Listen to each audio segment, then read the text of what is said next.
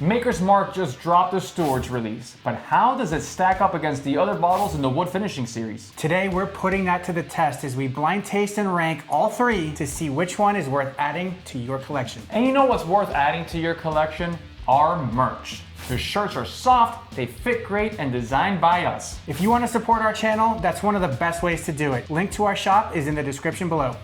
The wood finishing series can be traced back to the birth of Maker's Mark 46 back in 2010, which was Maker's Mark's first permanent expression since the 1950s. To create it, they took a barrel of fully matured classic Maker's Mark and infused it with 10 seared virgin French oak staves, which they call Stave Profile 46. The result was a huge success, both from a financial and critical standpoint. In 2019, they took that concept and launched the Wood Finishing Series, an annual release where they keep the same weeded mash bill, but experiment with different stave combinations to create new flavor profiles. The first 5 were more experimental code-named releases, but in 2024, they rebranded the Wood Finishing Series by naming it after the unsung heroes behind the whiskey, which are the bottles we're blind tasting today. The Heart release was named after the distillery team, which is the heart of Maker's Mark operation. The Keepers release was named after the warehouse team, which are the keepers of the barrels as they age whiskey. And now the Steward's release is named after the operations team, who are the stewards that guide the bourbon to bottling. And with all that, let's get to the fun part.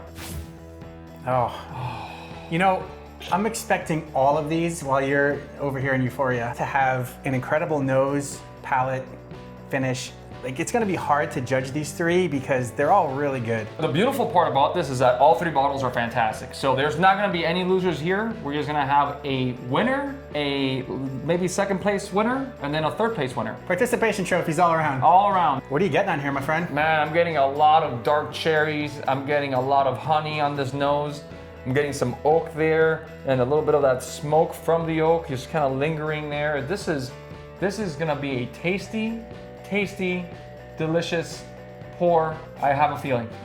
I think I froze for a second. You did. I think I had like a little like. You skipped. Yeah. Man, I'm getting a ton of baking spice in there. A lot of cinnamon, a lot of brown sugar, some nutmeg, a lot of oak though. Oh, ooh. Got a little bit of proof with that one. It sure does. It drinks a little hot. Yeah. So out of the bottles that we have, the highest proof one is the Heart release. That one's at 112 proof. Okay. Those cinnamon notes and that caramel and vanilla combined reminds me a bit of the Heart release. You know, I got a lot of like cinnamon red hots in here, especially on that hot finish, because I was getting a lot of cinnamon already on the nose, but on the palate and the finish especially, I'm getting way more of the cinnamon, but it kind of presents itself more as a red hot. All right, Ryan, now we go for our scores, and this time we're keeping this stuff a secret. We're not sharing until the very end. Don't copy me. Oh, this one's got a way different nose. very different. I'm getting a lot of oak on this. The other one gave me oak as well, but this one is like really up front and center. That's funny because I'm getting less oak. You're getting less oak? I'm getting less oak and more like candy on this one. I'm getting more sweeter notes on this one. Like I'm actually having trouble trying to pull the oak out of this one. What? Yeah. Did we just get the same pour? What just happened? I don't know. Yeah, I got a lot of oak. Yeah? But I do get some fruit layers in there as well. I'm getting a little bit of the dark cherry sort of note. Like I feel like I'm in a campsite right now. Like I'm in a cabin somewhere. You roasted marshmallows or what are you doing? No? You waiting for the campers to come back? I'm reading a book, Ryan. I'm in the cabin and I feel like it's like a beautiful sunny day outside. And maybe I'm putting in there a little bit of like strawberry and fig jam, just like on a loaf of bread. So while you're hanging out at the cabin, I feel like I'm more at the carnival, like with the cotton candy. That is crazy. I feel like I'm on Coney Island, taking in all the smells. You know, you get all the fried butter. Ooh. You get the corn dogs. Ooh. And then you get this. You get a little bit of oak in there, a little bit. Trying to pull it out, but a lot of candy. That's wild that you get so much candy. I'm not getting that much candy in this. It's not something I ever thought I would get from a Maker's Mark wood finishing series, but here we are. Wow, that one to me was a lot more balanced than the one that we just had. I agree. The first one came in super hot, and it was not a rushed finish, but it was like a super hot wave that took over right away. This one kind of took its time. It's still going. It's very nice, it's enjoyable. I'm getting a lot of toast in this. Yeah? Yeah, a lot of like burnt toast with jam. Still the same thing I got on the nose. I'm getting a little bit of that now on the palate. but the finish just kind of evolves and transforms. It's a little bit on the saltier side, and I'm getting a little bit of caramel and vanilla in there too. This is nice. This one's nice, and I feel like the proof worked better on this one. I don't know if the first one was higher proof or not, but this one didn't feel like it was high proof. You're right, there is a really salty note in there too at the very end. So that's something I didn't pick up on the first one, but it added a nice little touch to this one. All right, I'm gonna rank this sucker. All right, we're on to bottle number 3. And this is it. All right, that's all I got. That's all we need. Oh. See, there's the oak I was missing in the second nose. I got a lot of oak here too, yeah. Oh my. He's in the cabin still. This has been my favorite nose so far. Has it? I don't agree. Oh. But I don't think it's the worst one either. Okay. See, I'm really picking up char in this one. Right. More so than just your standard oak nose. This one comes with a lot of char, I feel. And I think that it's imparting a little bit more vanilla profile than I've been getting. Okay, that's a very good point. Yeah, because I feel like it's more like burnt, burnt toast. I'm getting a lot of burnt toast notes here. And I am getting a little bit of vanilla in there too. I'm getting some dark cherry fruit notes. I'm getting, oddly, toasted coconut. Oh, I could see that. Yeah, I'm getting a little bit of like Caribbean feel with this one. Very odd, because I haven't gotten that from the other ones before, but I guess trying them side by side kind of takes you to some wild places. It sure does. That's the beauty of doing this too. Oh my God. Picture a wreath. On this wreath, you've got a bar of chocolate. You got some vanilla beans sprinkled on it. You get some cinnamon over top of it. All with an oak wood stave to bring in the scents and round it all out. That's what I'm getting with this. It is beautiful. Oh, Ryan, that was one of the most beautiful things I've ever heard you say. Wow. Yeah, I'm getting some like nice dark chocolate notes there, some cherry, some vanilla, some caramel, and it's all playing so nicely together. It's like a little nougat of love. I'm loving this thing. This thing is great. It is. All right, so let's rank this sucker.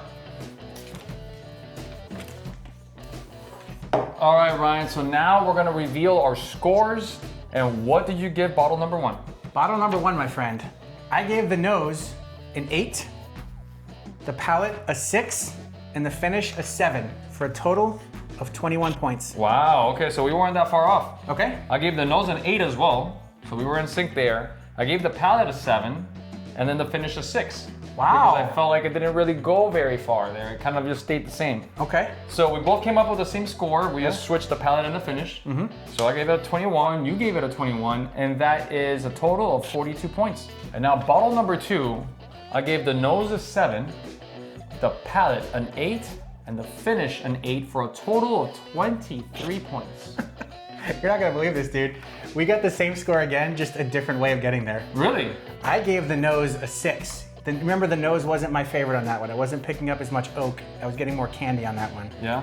I gave the palate an 8 and the finish a 9. I loved the finish on that one. Wow, look at that, but we got there differently. But yeah, 23 and 23, that equals 46, so this is currently in first place. Let's see the big one, the final one. This one takes the cake for me. Wow. I gave this one 9s across the board for a 27.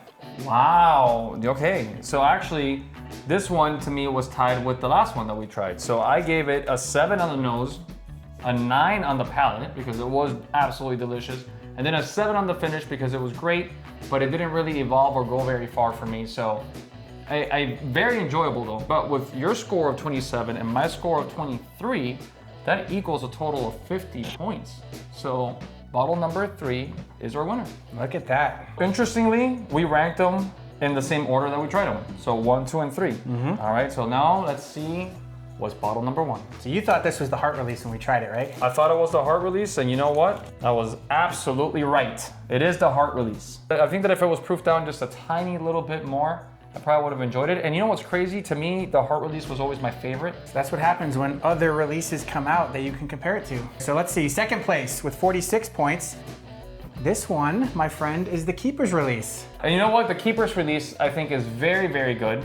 I always thought that the heart release was better, but maybe it's because of nostalgic purposes, because it was the first one, and that one really caught my eye to Maker's Mark. I was never really a Maker's Mark fan before that. But trying them side by side, the Keeper's release was really, really good. It was, but something beat it. Yeah, and funny enough, it's the newest bottle in the entire lineup. But I got a lot of dark chocolate on this one. I got a lot of oak. So this was a very nice pour, and I'm very pleasantly surprised. For our Patreon members, I did a review of the Maker's Mark Steward's release. And I got a completely different experience when I tried it by itself than when I tried it side by side with the other ones. Let's make it official. Making it official, Steward's release with a whopping 50 points. Steward's release just came out. It landed here in Texas last week, and it's around $70.